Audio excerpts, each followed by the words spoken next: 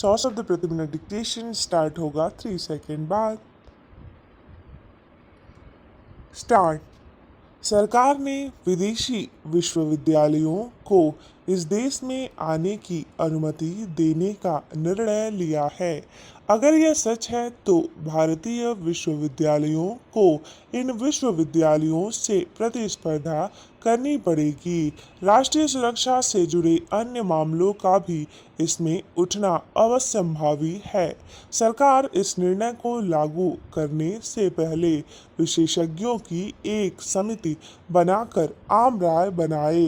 सरकार द्वारा चालित मिड डे मील योजना में गड़बड़ियों की शिकायतें आ रही हैं। मिड डे मील एक अच्छी योजना है। इसके कारण स्कूलों में आने वाले बच्चों का प्रतिशत बढ़ा है, लेकिन इसमें दिए जा रहे आहार को पोषण मानकों के अनुसार होना चाहिए। पोषण आहार बनाने के काम में शिक्षकों को नहीं लाना चाहिए। सरकार को पोषण आहार बनाने के काम में इस क्षेत्र में कार्यरत महिला बचत समूहों को दिया जा सकता है। मैं सरकार से मांग करता हूं कि देश के सभी राज्यों में मिड डे मील योजना के अंतर्गत दिए जा रहे पोषण आहार का काम महिला बचत समूहों को देने का प्रावधान करें। देश में जनजातीय तथा दुर्गम क्षेत्रों में साक्षरता की दर काफ़ी कम है। यहाँ पर शिक्षा के लिए स्कूलों की स्थापना करने की आवश्यकता है, लेकिन अत्यधिक गरीबी, निरक्षरता के चलते बच्चों को शिक्षा उपलब्ध कराने के लिए नवोदय विद्यालय के तर्ज पर आवासीय विद्यालय की इस क्षेत्र में बड़ी ज़रूरत है। मैं सरकार से मांग करता हूँ कि जनजातीय क्षेत्रों में आवासीय विद्यालय शुरू करने के लिए आवश्यक धनराशि का आवंटन कर इस पर कार्यवाही करें। मानव संसाधन विकास मंत्रालय द्वारा 10वीं की बोर्ड परीक्षा रद्द करने की बहस छेड़ी गई है। इस पर दोनों तरफ से चर्चा हो रही है, लेकिन 10वीं की बोर्ड परीक्षा रद्द करने की कार्यवाही से अनेक प्रश्न खड़े होंगे। इसलिए विशेषज्ञों की समिति द्वारा आकलन कर उचित निर्णय लेना होगा। इस पर जल्दबाजी न करें। सभापति महोदय, बहुत बहुत धन्यवाद। नियम 193 के तहत प्राकृतिक आपदा की बहस ऐसे समय में हो रही है जब हम सुनामी की क्रांतिकारी विनाश लीला से उभर नहीं पाए हैं। इसको शायद रोका नहीं जा सकता था अगर हमारी सरकार ने विज्ञान और तकनीकी का सहारा लिया होता। तो नए नए शोध हो रहे हैं, उनका सहारा लिया होता तो शायद इतनी बड़ी तादाद में जनधन की हानि न होती। समूचे राष्ट्र ने जिस एकजुटता के साथ सुनामी त्रासदी के समय खुले मन से पूरी ताकत के साथ काम किया है और उन लोगों की मदद की है, समाज के हर वर्ग और हर क्षेत्र के लोगों ने मदद की है, वह प्रशंसनीय है। लेकिन मैं कहना चाहता हूँ कि यह केवल सुनामी की दुर्घटना ही देश में नहीं हुई है, बल्कि पूरे देश के किसी न किसी भाग में हर वर्ष कभी कहीं अतिवृष्टि के कारण बाढ़ से, कहीं अनावृष्टि के कारण सूखे से, कहीं ओले पड़ने से और कहीं आगजनी से करोड़ों की जनधन की हानि हो जाती है। लेकिन मैं केवल मौजूदा सरकार की बात नहीं कर रहा हूँ। आज़ादी के बाद से आज तक इस प्राकृतिक आपदा से निपटने के लिए कोई दीर्घकालीन योजना नहीं बनाई गई। जब बाढ़ आ जाती है तब हम काम करते हैं। तात्कालिक योजनाएं तो बनी हैं लेकिन कोई दीर्घकालीन योजना नहीं बनी है और इसी के तहत करोड़ों के जनधन की हानि हो जाती है।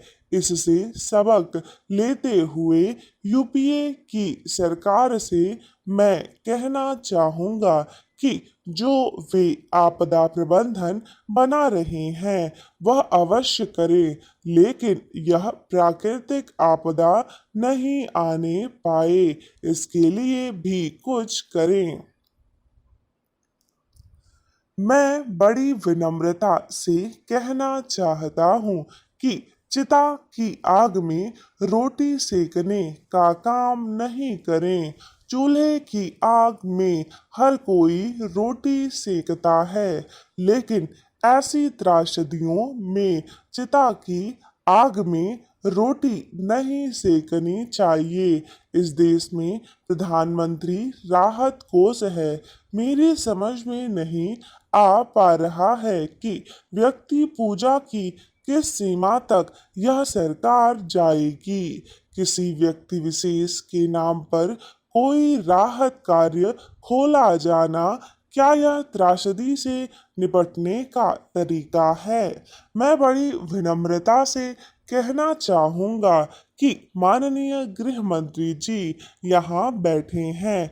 वह राजनीति में काफी अनुभवी हैं। मैं कहना चाहूँगा कि व्यक्ति पूजा से ऊपर उठो। व्यक्ति कितना ही महान हो, पथभ्रष्ट हो सकता है और इसलिए पथ देखना चाहिए, पथिक नहीं देखना चाहिए।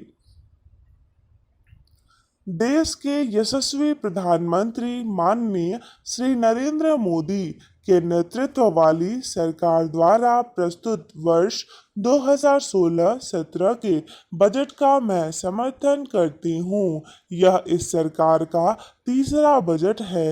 3 वर्ष की अल्पावधि में इस सरकार ने कई उल्लेखनीय उपलब्धियां हासिल की हैं।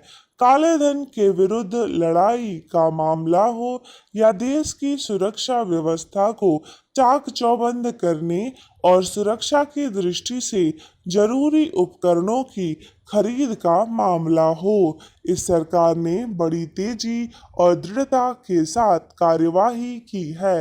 यद्यपि हमारी सरकार ने विगत 3 वर्षों में देश को औद्योगिक शक्ति के रूप में प्रतिष्ठापित करने का प्रयास किया है और इसी के मद्देनजर कई योजनाएं भी लागू की गई हैं, लेकिन भारत मूलतः एक कृषि प्रधान देश है और आज भी आधी से अधिक आबादी खेती किसानी से अपना जीवन यापन करती है। इसके लिए सरकार ने बेहतर उर्वरक उपलब्ध कराने, बीजों की बेहतर व्यवस्था करने, सॉयल हेल्थ कार्ड, सिंचाई की व्यवस्था सहित तमाम उपाय किए हैं, लेकिन इस सब के बावजूद खेती किसानी का काम मौसम की अनुकूलता पर निर्भर करता है।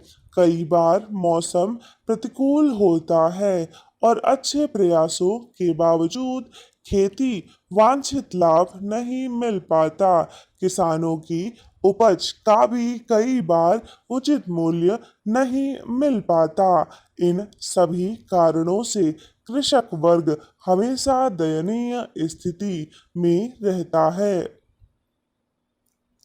इस बजट में माननीय वित्त मंत्री श्री अरुण जेटली जी ने कृषकों के कल्याण के लिए 36,000 करोड़ रुपए का आवंटन किया है।